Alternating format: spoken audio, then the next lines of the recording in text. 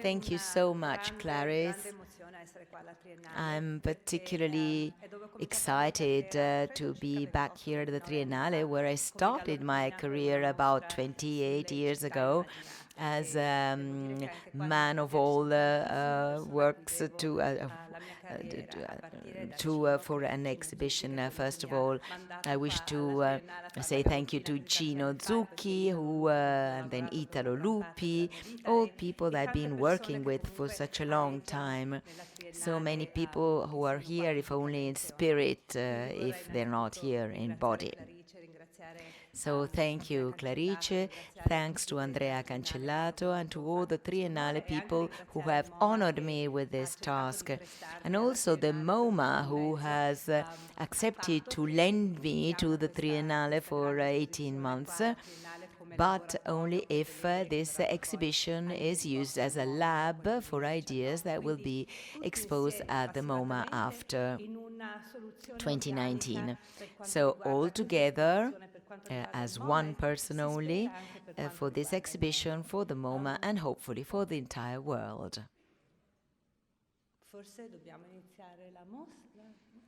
I think we should start with our slides.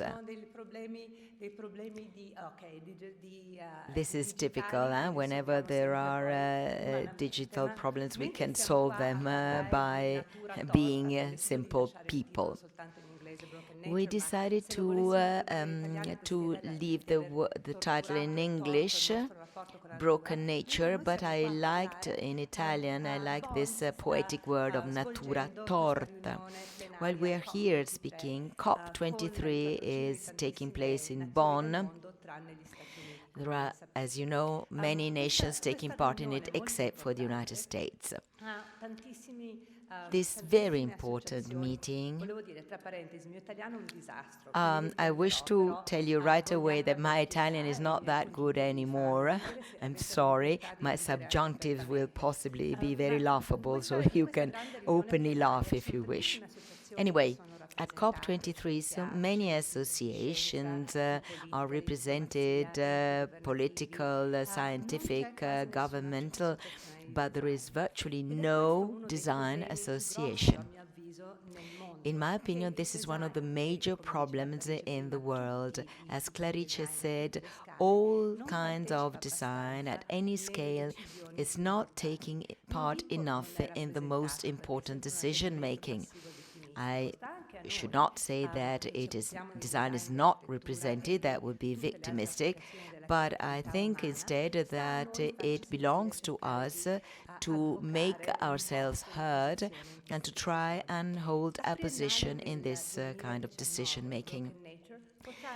Triennale of 2019, Broken Nature, may be one of these great opportunities for us to make understand what we can offer to the world. There is a new creativity integrating all scales in all applications, and it is no longer a Venn diagram where all disciplines are overlapping, but rather a Krebs cycle where art, science, engineering, design are feeding on each other and therefore give totally different results.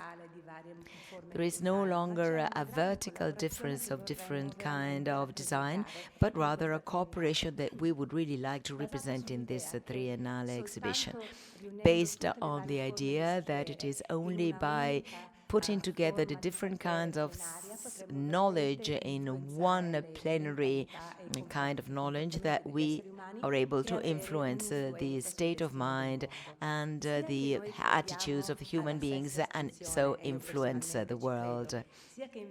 Whether we believe to the sixth extinction, I personally believe in it, or to the fact that human beings will be living forever, it belongs to us in any case to change our rhythm and also the kind of our interventions, not only on the planet but on other human beings too.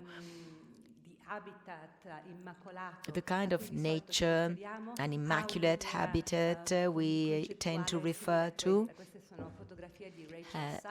These are pictures by Rachel Sussman, an artist who's been touring the world looking for the most ancient living beings, usually musks and molds. But it is a kind of also of it's more integrated with science. Mary Oxman has been able to find a scientific way to grab the last breath of a still living person and then print it in a 3D mask by putting together the organic and the non-organic and showing also an in-theory dynamic of design. When we think about 2019 Triennale, we can think about architecture, fashion, product design, information design, and some kind of design that we are not aware of yet, possibly, and that may be born next year. We have open arms to embrace all new kinds of testing and experiments and collaboration with life sciences and social sciences in order for us to have ad hoc teams to take care of all these subjects. I'm here today to present a concept that will be living for 18 months. We would like this project to be public and open to all.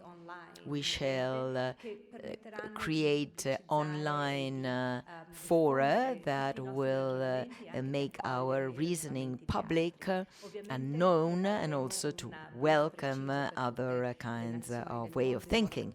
There will be a brief also ready for all nations who are willing to respond to this challenge, an invitation, and the discussion, the debate will be open virtually until March 2019.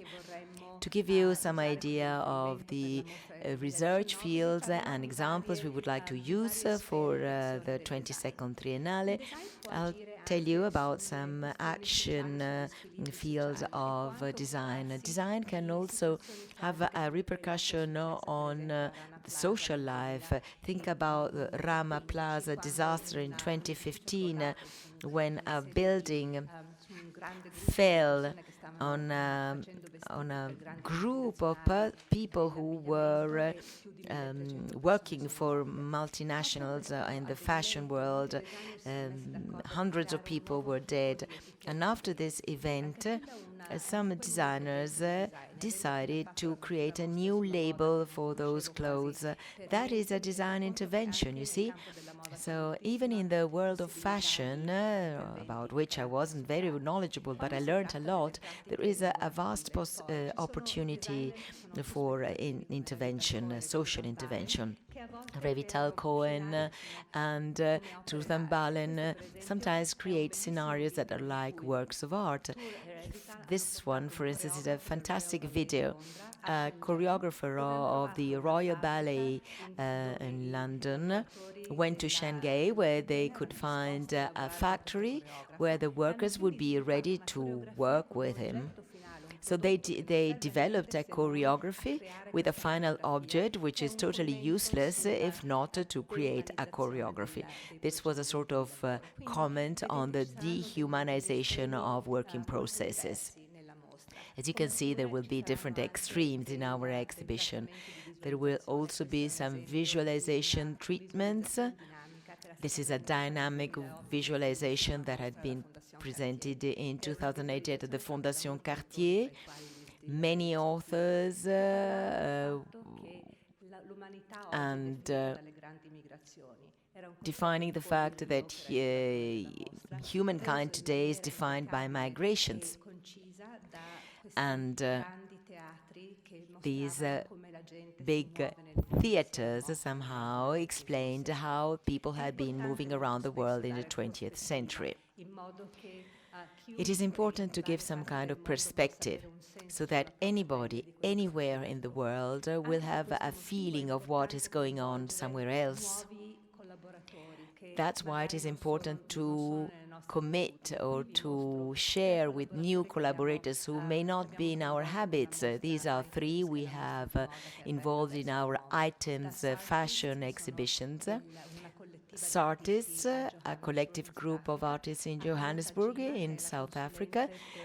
Hannah Tijima, who's the consultant for Moda Modesta of Uniqlo, hijab and other kinds of modest fashion, and Lucy Jones, a designer from Wales, who takes care of even high fashion for the disabled.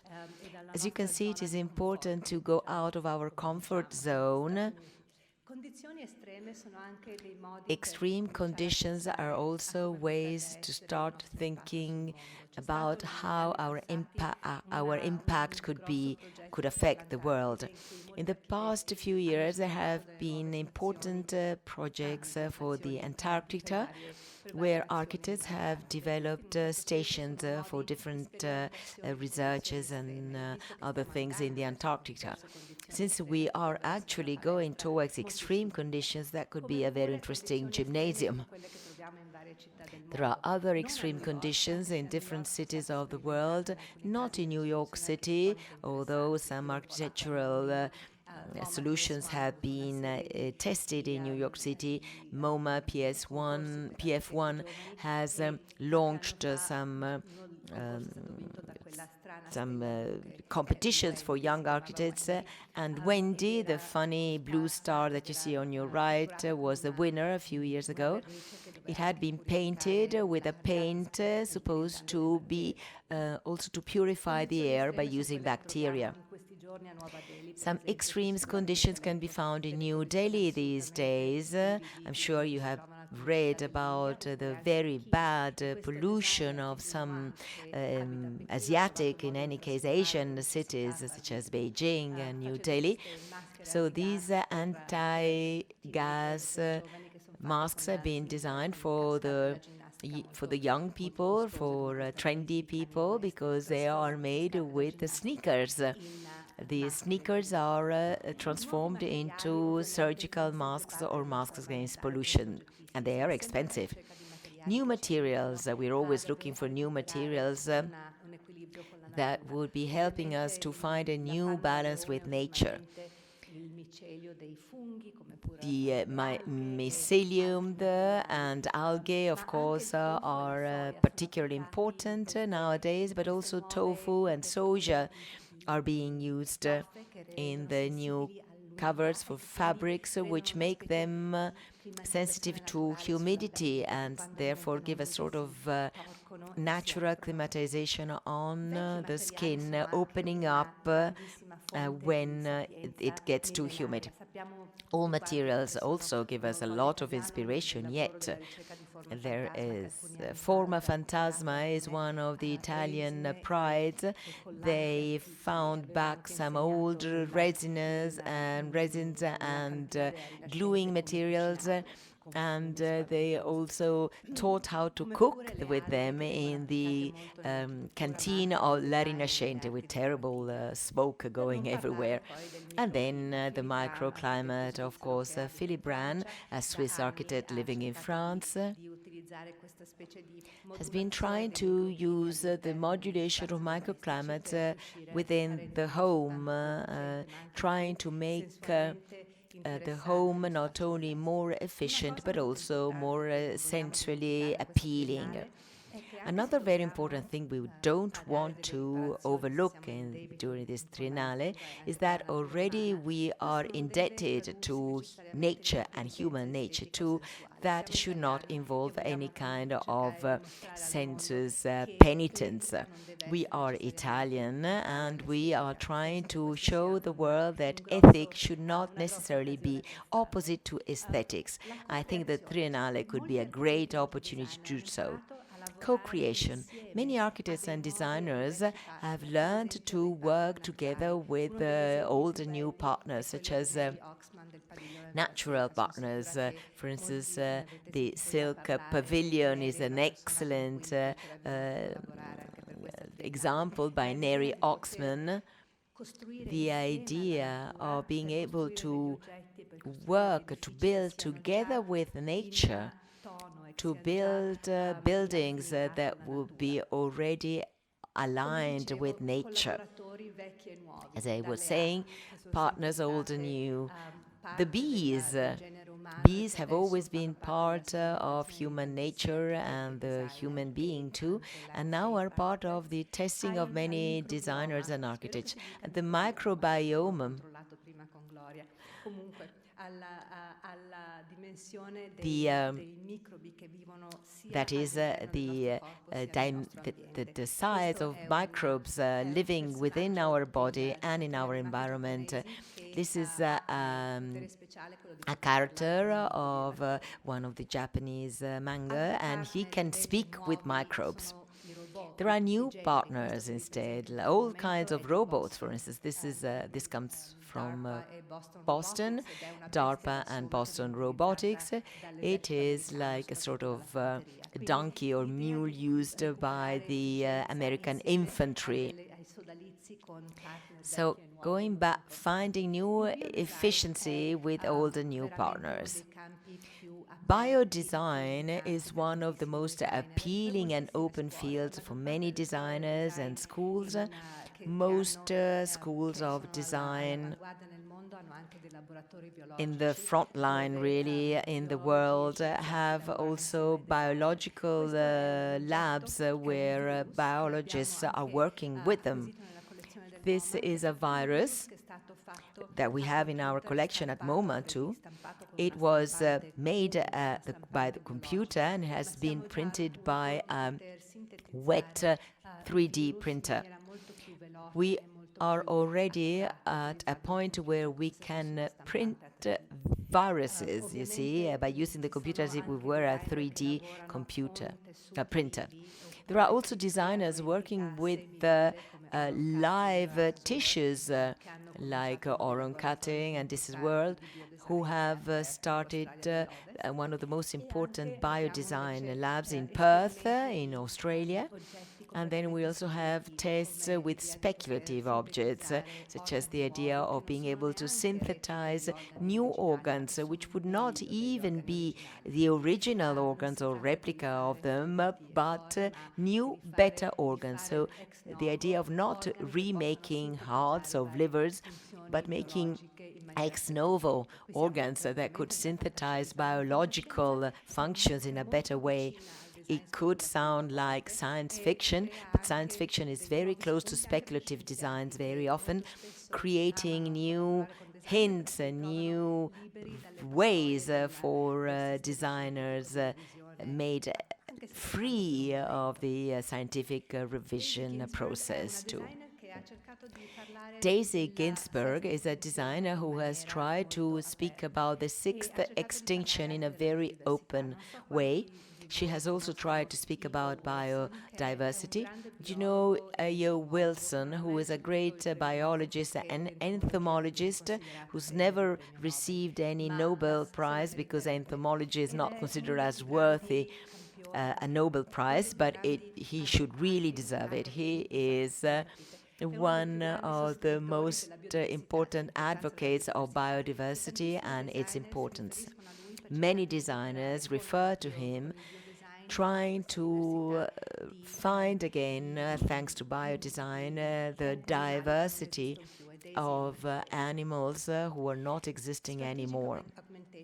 Strategic augmentation, prostheses, and other kinds of appendices that could improve our way of life are already being studied by many engineers, artists, sculptors, and also people who are experimenting them on their skin. Hugh Herr, a great scientist who's paraplegic, he's an engineer at MIT New Lab, who's testing prostheses that can be connected to muscles and nerves, and he's really succeeding. The process is too long to be explained here, but if you have time, go online and have a look at it. It is really impressive. The possibility of giving new limbs to people who have lost them could also be additioned by the possibility for so-called normal people or able people to improve their performances and possibly, for instance, do without any transport means anymore. Neil Harbison is daltonian, he's colorblind, so he has inserted a microchip directly into his skull, allowing him to transform the stimulations of a video camera in electrical stimuli, transferring to his brain the right colors, while his wife, Moon Ribas, who was totally normal, has a microchip now in her arm, making her able to perceive all earthquakes in the world. She's connected to the seismic centers. She is a perceptive artist and she can give us an idea of how to face human perceptions or human disableness by improving also our performances. This is a very interesting scientist in Osaka. He is making androids, reproducing existing people. This is a Japanese TV star. He is a transgender person, tends to be rather flamboyant, he really looks like a big opera singer of last century, and the success in Japan is incredible. So all these experiences that may sound totally useless or speculative could become very functional and useful in the future. Dunn and Raby, for instance, are studying strategic augmentation, thinking about food scarcity in the future. Dunn and Raby are among the most well-known speculative designers in the world.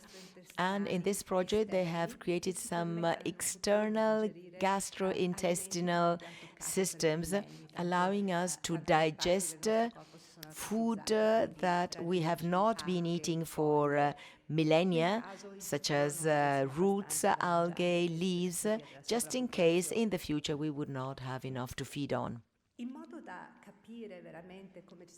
In order to understand how we are moving in the world and behaving, the consumer information is really paramount. So the idea of labeling and checking the exploitation of resources.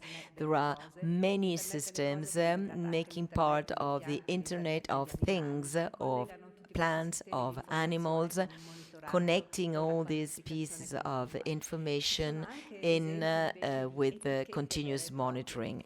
And there are also examples of real labels. In the fashion world, there is a debate going on about the different labels to put on clothes in order to make consumers understand where the clothes are made. This is an example coming from Beijing. A cafe which was working in the fashion design week in Beijing about 6 years ago. I think Mrs. Lanz is here. She was the organizer, one of the organizers. And there was also the water exploitation footprint for every dish on the menu. Very interesting. It could look like something very oppressive and very sad and gloomy nowadays, but certainly lots of information we did not have a few years ago is now paramount for our attitudes and behaviors too. And Triennale could be of help again. Another interesting subject is the voluntary digital exile. The fact of spending more time in the digital world could also be a way to make our footprint in the physical world lighter. If you have children here between 4 and 18 years of age, well, you know Minecraft, the digital world, who's now really a sort of source of future architects. It was incredible to see children and teenagers making great use of it at the MoMA when we launched it. There are, in any case, some projects like this one of Tate Modern a few years ago that was an exhibition, an online exhibition only on works of art destroyed in the 20th century because of wars, conflicts, prosecutions such as the Nazi one on the Jews. And it would last only 1 year. It could be seen and studied online. So it is very interesting to see and understand what can be done in a virtual world only. Also, this perspective of giving the idea of the length of one's life. This video game is called the Génération, and it actually lasts more than one's lifespan. It must be passed on to the next generation. Another important thing nowadays is actually the long-term vision, which is necessary to try and find again some sort of equilibrium and balance with nature, but which is physiologically lacking.